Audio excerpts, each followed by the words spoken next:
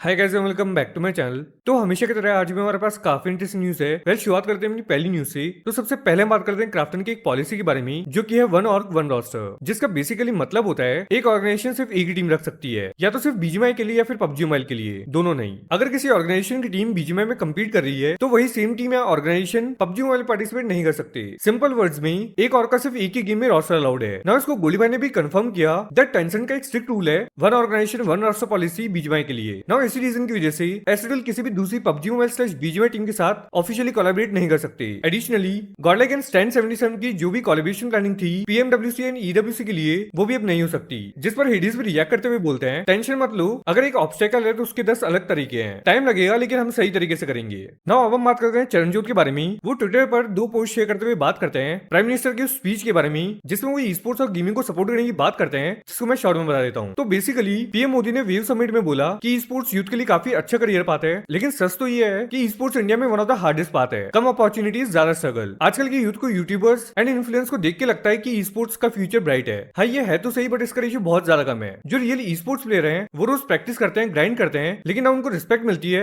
ना ही प्लेटफॉर्म्स पर आवाज मिलती है। इंडिया को ग्लोबली रिप्रेजेंट करने वाले प्रोज भी आज पैनल पर इन्वाइट नहीं होते, जबकि इन्फ्लुएंसर्स को स्टेज मिलता है। बात सिर्फ ये है कि यूथ को ग्लैमर के पीछे का असली शकल भी समझना चाहिए। यूट्यूब, स्ट्रीमिंग, रील्स, ये सब ग्रोथ के टूल्स हैं, लेकिन esports as a competitive career is extremely tough. तो नेक्स्ट हम बात करते हैं मिजी के बारे में। वो सिम से रिलेटेड अपने ब्रॉडकास्ट में मैसेज शेयर करते हुए बोलते हैं सिम को सोशल मीडिया से अब थोड़ा समय के लिए दूर रहना चाहिए ना। उनके इस मैसेज के बाद जिसके बाद कुछ लोग मेजी की स्टेटमेंट से ऑफेंड हो गए। मेजी एक और मैसेज शेयर करते हुए बोलते हैं पढ़ाई लिखाई इसलिए जरूरी होती है, सोशल मीडिया पर सिम को लेकर फैंस काफी ज्यादा हेट कर रहे हैं एंड वो ये सब ना देखकर अपने गेम पर ध्यान दे, इसलिए लिखा कि सोशल मीडिया से दूर रहना चाहिए। लॉल पूरा फैन बेस ही अगेंस्ट प्लेयर की बोल रहे कि पहले ऑफिशियल क्वालिफिकेशन में बड़ा हाथ था उसका। तो नेक्स्ट हम बात करते हैं बीजीएमआई ऑफिशियल के बारे में। तो उनके एक रीसेंट पोस्ट में किसी ने कमेंट किया हुआ था गेम बताया रात भर सर्वर पे काम करे जे भर, जिस पर बीजीएमआई ऑफिशियल्स ने काफी शॉकिंग रिप्लाई दिया। तो बेसिकली वो लिखते हैं कंप्लेन करूं रात भर, गेम प्ले सुधारू जे भर, एंड इसके बाद और भी रिप्लाईज थे जो कि आप लोग स्क्रीन पर देख सकते हो। तो नेक्स्ट हम बात करते हैं ओमेगा के बारे में। वो अपसेस टूर्नामेंट की स्ट्रीम कर रहे होते हैं, उसके बाद वो अपसेस ई स्पोर्ट्स को ही ट्रोल करते हैं। तो पहले वो देख लेते हैं। कोई फायदा नहीं होने वाला।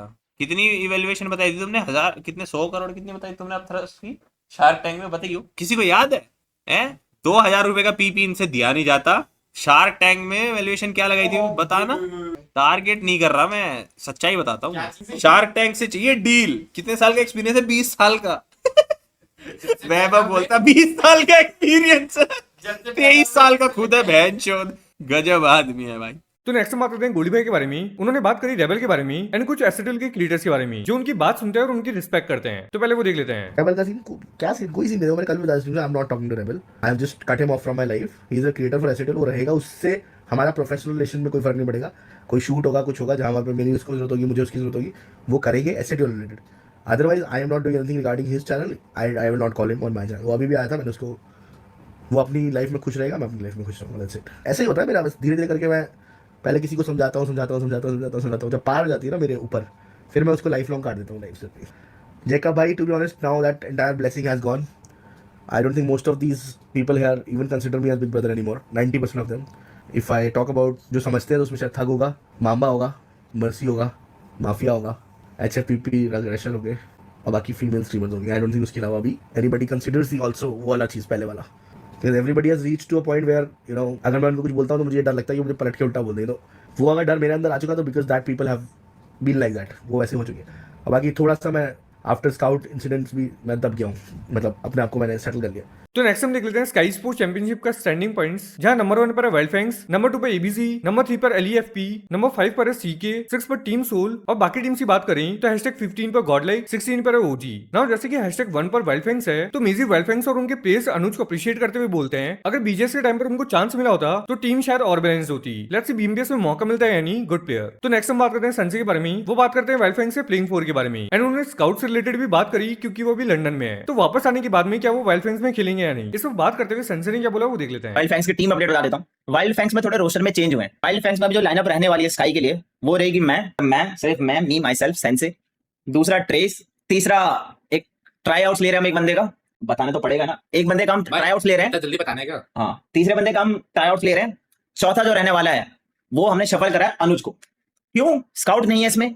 क्योंकि स्काउट ट्रैवल कर रहा है। स्काउट का कहना यह है मैं इतने टाइम में आऊंगा, मुझे टाइम लगेगा, मैं 1-1.5 हफ्ता रहूंगा, मैं वहां पर रहूंगा, तुम लोग प्रैक्टिस करते रहोगे और मैं आते ही फिर तुम्हारी प्रैक्टिस क्यों खराब करूं जब तुम स्काई के ऑलरेडी जो क्वालिफायर्स है वो खेल चुके होंगे अपर ब्रैकेट वाले, और अगर क्वालिफाई हो जाता तो मैं तुम्हारा क्यों आगे खराब करूं, तुम्हारा चलते रहने दो फ्लो, उसके बाद देखते हैं। ठीक है, तो स्काउट ने ये डिसीजन लिया, तो स्काउट ने बोला है कि मैं बाहर रहूंगा, ट्रैवल कर रहा हूँ, तो इस चक्कर में मैं स्काई मिस कर दूंगा, तुम चारों खेल लेना, कोई नहीं। स्काउट ने ये स्टेप लिया।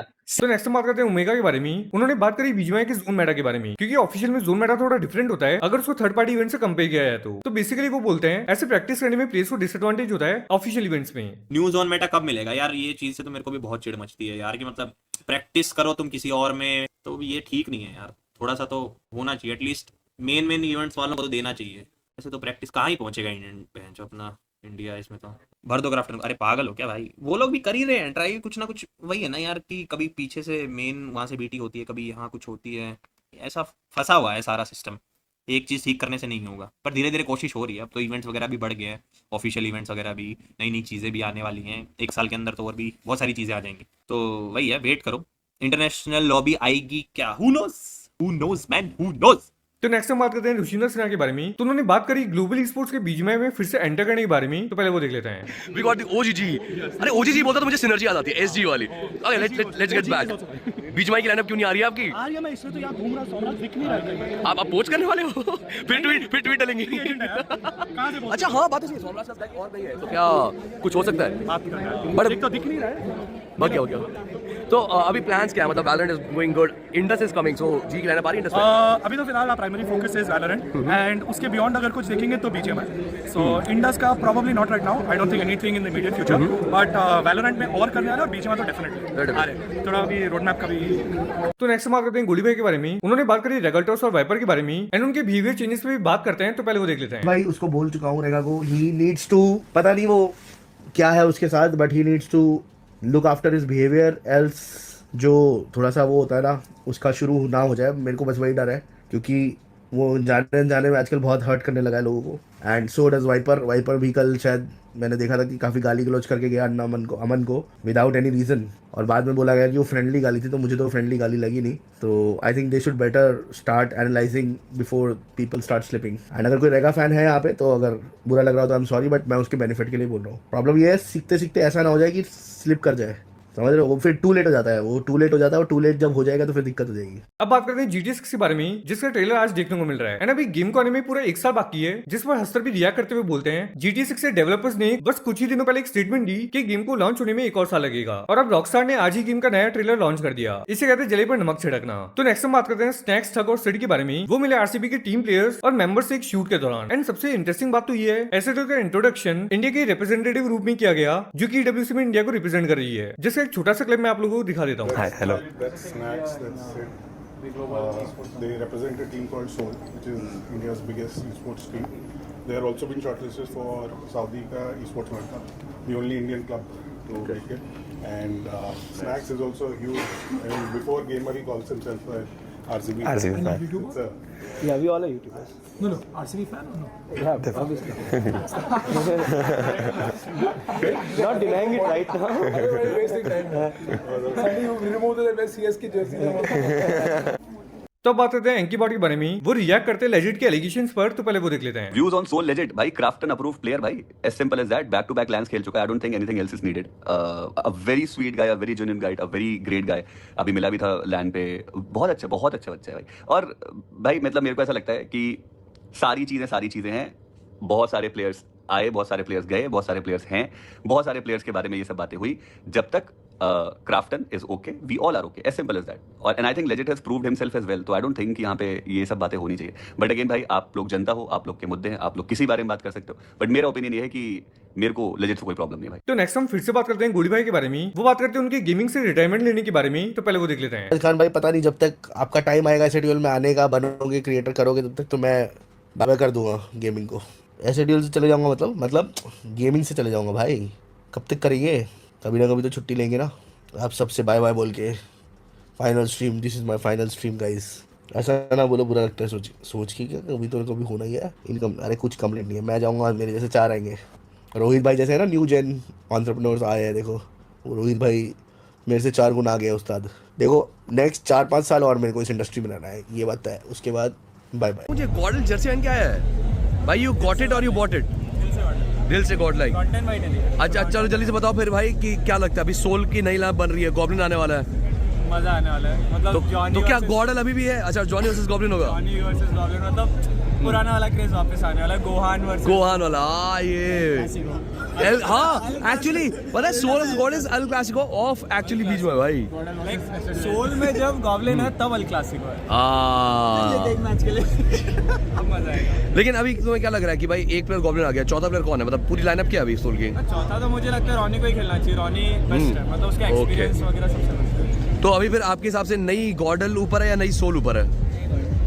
ऑब्वियसली नई गॉडल सोचने की भी जरूरत नहीं फिलहाल, क्योंकि उनको प्रूव करना पड़ेगा सोल को अभी। And what about Johnny and Edwino? इस बार एमवीपी वाला सीट हुआ जो यार जॉनी ऑफिशियल एमवीपी भाई 19 से 2025 तक प्रूव कर ही रहा है। तो जो बच्चे बजते रहते हैं उनको क्या कहेंगे? यहीं पे है शायद, यहीं पे बैंटर देने वाले हैं। अरे सोमराज को टारगेट कर रहा है भाई ये, देख रहे हो? हम लोग जस्ट सिंपल है, विराट कोहली के सामने भी बहुत सारे प्लेयर्स आए, बहुत प्लेयर गए, लेकिन विराट वही के वही है। अरे भाई king of cricket is Virat and king of BGMI is system भाई।